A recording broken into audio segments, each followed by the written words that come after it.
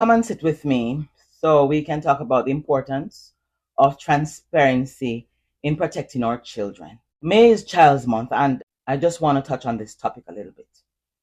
Recently, a heartbreaking incident in Jamaica has brought to light the urgent need for greater awareness and action regarding the protection of our children. It's vital that we advocate for transparency in identifying and monitoring individuals who pose a risk in our community, like Giovanni Ellis was a threat.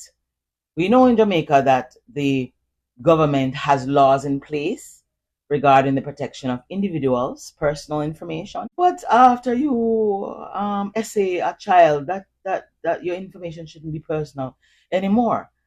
And we know that the releasing names of convicted pedophiles could help protect potential victims, while others believe it really could compromise the rehabilitation process of the offenders.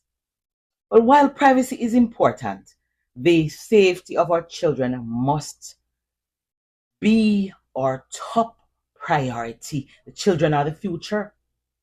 And we must ensure, right, that the community is informed and vigilant.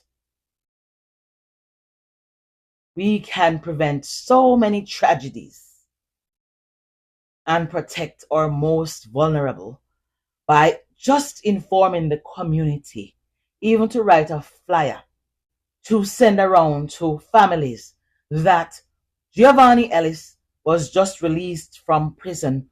He is a pedophile. We should look out for children. We shouldn't allow children around him.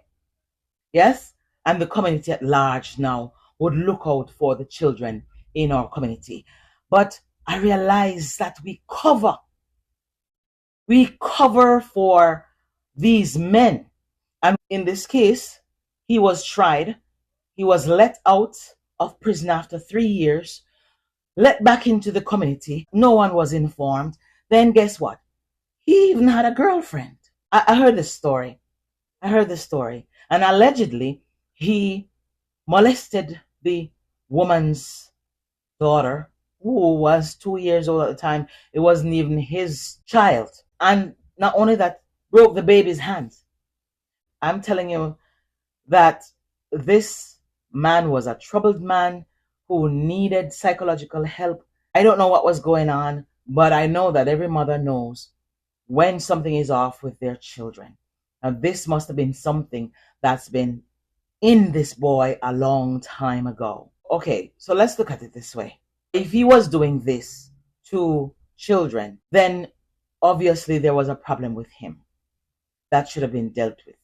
I mentioned that in one of my previous posts.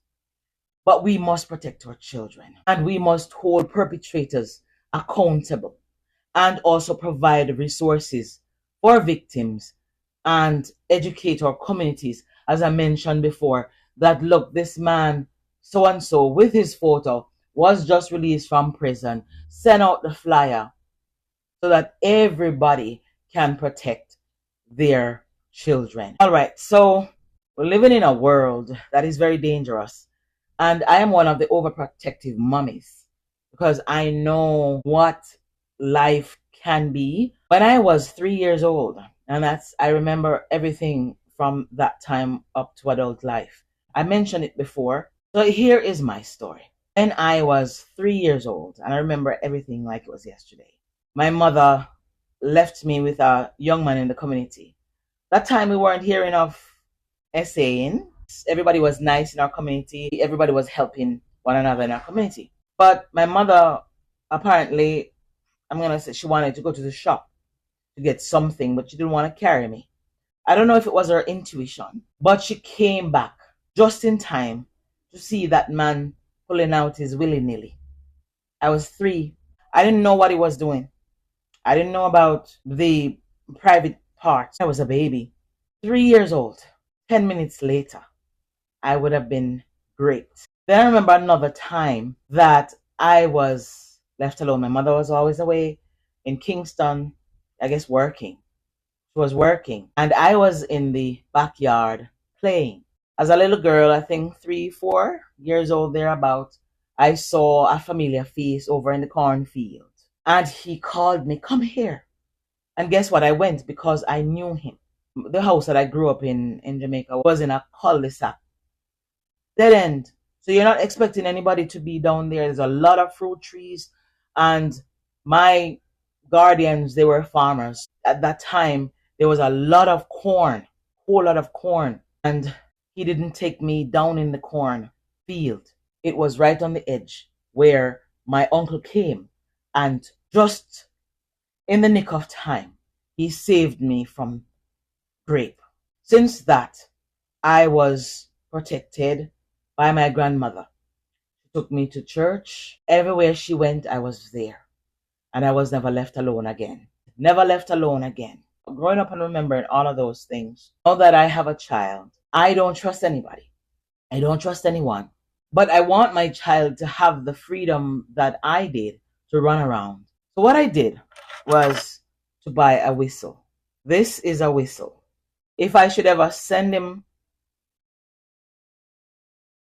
downstairs, which I go with him, I don't send him alone. Or when I go to the park, he'll have this whistle. Now, nobody knows it's a whistle. Doesn't look like one. He wears it around his neck. And I'll give him the information. I want him to be free, but at the same time, I want to stay aware. So you see this? When he blows it, I know that he needs my presence. I will give him the information. If anyone is trying to approach you, ask them to back off. Don't come close. Don't come close. And if they're still coming close, you blow this. I try to keep my eyes on him. But children should have the freedom to play in this world without thinking that people are going to harm them. Yeah? We want them to be free. We want them to be free from the uncle pedophile, the auntie pedophile, the cousin pedophile, the pastor and the elders pedophile. Let's keep our children safe because there are many of them in our communities. Comment below. Let me know your thoughts on this. I've said a mouthful. Let me hear your thoughts in the comments below. Let me know how you protect your children because it's high time now that we look out for the children. They are the future. All right, guys, walk good and take care of yourselves and go and protect your children.